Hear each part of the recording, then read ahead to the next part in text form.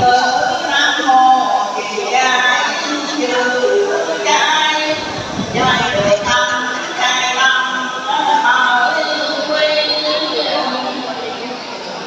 trong đạo Phật pháp đi về đi bí chỗ tâm thần tạ dị nào ở đằng bên thanh năm muốn cho lần kia son dạ lòng chí nguyện cơ cầu Phật nè chào anh YouTuber Phú Hữu. Nam mô A Di Đà Phật.